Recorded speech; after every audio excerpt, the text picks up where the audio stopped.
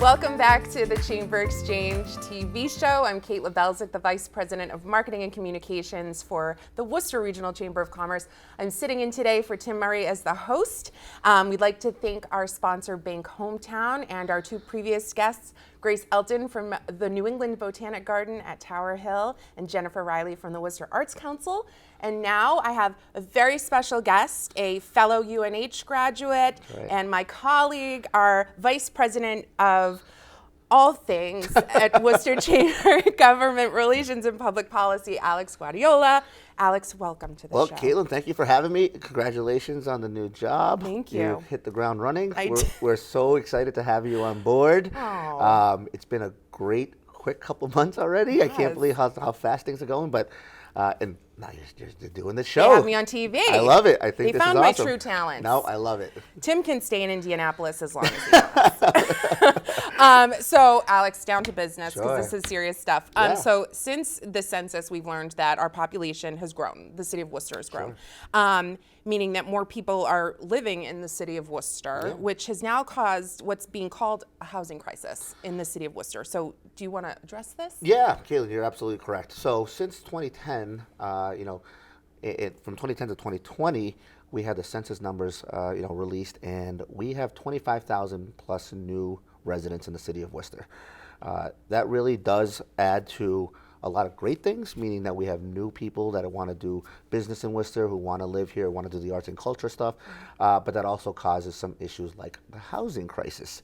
Unfortunately, I don't think that Worcester was ready at the time to be able to house all these folks, and now we're kind of really scrambling to make sure that we have enough housing on all levels here in the city of Worcester to make sure that folks can stay here. Not just the folks that are coming in, but those who actually live here all their life. We want to make sure that they have a place to live as well. So they're kind of the backbone of the city, and we want to make sure that it's affordable and make sure that people can stay in their homes. So what I will say is that, one of the things that the Chamber has been advocating for a while now, is really access to housing. In 2019, we rolled out our housing study, kind of showcasing the fact and underscoring the need for housing on all levels. It's not just market rate or luxury. We have some beautiful new facilities and new buildings. 145 Front was the kind of the big one that started off the ball rolling, but we need housing on luxury, market rate. We need it at workforce and affordable. Every single level needs more housing, and that's what we're kind of advocating for on all levels, whether it's on the local municipal level, the state level, and then even on the federal level. We want to make sure we're trying to get some dollars in here and get some developers to come out and really make some real impacts here. So this is, what you would call inclusionary.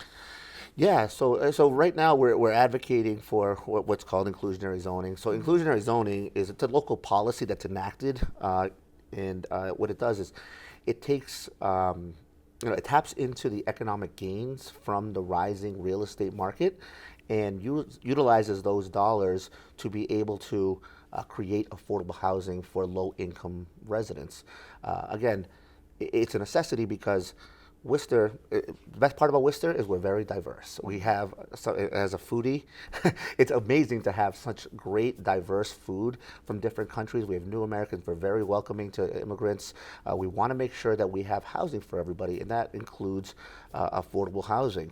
So what inclusionary zoning really does is it mandates that new developments coming in it requires them to have a percentage of affordable housing. In other communities have already taken on this inclusionary zoning. It could be anywhere from 10% of a new development to 30%. We're really looking for, the Worcester Chamber is advocating for about 15% of new development to be what's called inclusionary zoning affordable. And what it does is, we say, okay, we want to have 15% of habitable square footage, not just units. I think units is really not the way to measure, because we know we have families, and a studio or one bedroom is not going to fill that void. Right. So when we say square footage, we're talking about 1, 2, 3 bedrooms, because we have families with kids. So we're really talking about that. And we're looking for, to be reserved for about 80% of the area median income, or 10% of the habitable square footage should be reserved for 60% of the area median income, or a combination thereof. So we're really looking to make sure we're making an impactful decision, but something that really does cover some of the needs that we have. This, I really want to stress this. This is for units of 12 or more in a building, so it's not for the 3-deckers that we have here in the city of Worcester, or if someone builds, a 6-unit. This is for 12 units and more. I think that really does hit home because we have a lot of new developers coming into the city of Worcester. I think the ballpark has really drawn in new folks to come in, whether it's Boston Capital, or Churchill James with the Cove, or Madison Holdings across the street from the park, or downtown you have Menkiti Group. They're looking to do so again. So there's a lot of good developers here, but I think we still have to make sure that we have affordable housing available for our folks. And then on another piece, what I want to, one of the things that we continue to advocate for is our condos for sale.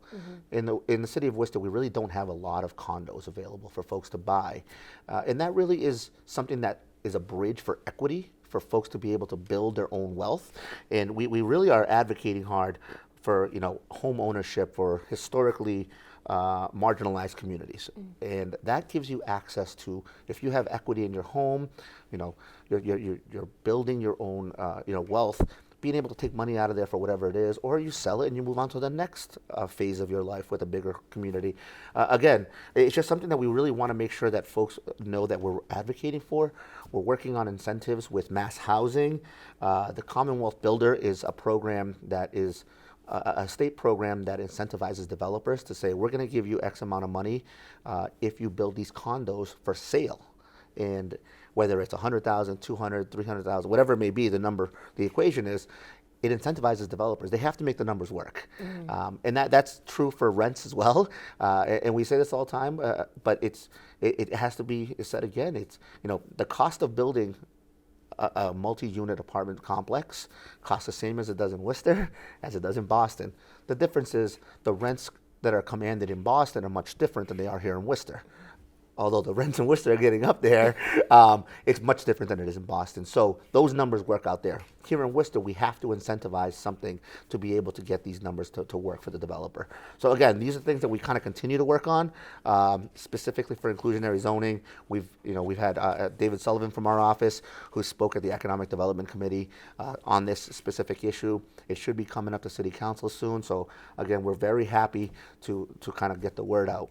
And I know this is kind of what happens when you let me talk for a while. That's great, go for it. So one of the things that we also talk about is, again, when I talk about numbers have to work, we have to have something that if, for instance, the numbers do not work for a developer, we don't want to disincentivize them. We want to make sure they know that there are other options. So one of the things we are also advocating for is a payment in lieu option. So let's say, for instance, you're building, Caitlin, you're building a new development with, call it 50 units. The numbers just don't work if you add 15% of that of affordable for your construction costs are just up in the air, and things continue to go up. We give an option of saying you can pay into the affordable housing trust that Worcester has already built, and there's already $15 million from ARPA in there. We want to make sure there's available housing for all. So this is just another option. So again, there's a lot here, but continue to monitor this and make sure that we're continuing to advocate for all our residents in the city. That's great, and you'll have to come back on and let us know how that goes with the city council. Yeah, of course. Alex, I drive around. We don't have much more time, but Yeah. I drive around Worcester and see all of these. The old Vogue is now lofts. Yeah. And there's lofts and apartments Sure. in Front Street. Are people living here? Yeah. It's crazy. Everywhere's. Are they full? Oh, they're full. That's the thing. I mean, we really don't have a lot of available units for folks. That's kind of the problem on all levels. So, we talk about, we learned during the pandemic that we can work remotely, right? So you don't have to have, a Boston address to work for a Boston company anymore. Right. So that's kind of been the thing. People are migrating west. They Get have them to Worcester. I get you. Worcester's where it's at. I mean, I'm we're with you. we're both born and raised That's here, it. We're so we Worcesterites. We know. Come talk to us. Yeah. Well, Alex, thank you so much. I'll see you back at the office. Yeah. And thank you for joining us today on the Chamber Exchange TV show. I'm Kate Lebelzik. Thank you so much to our sponsor, Bank Hometown, and thank you to our guests today.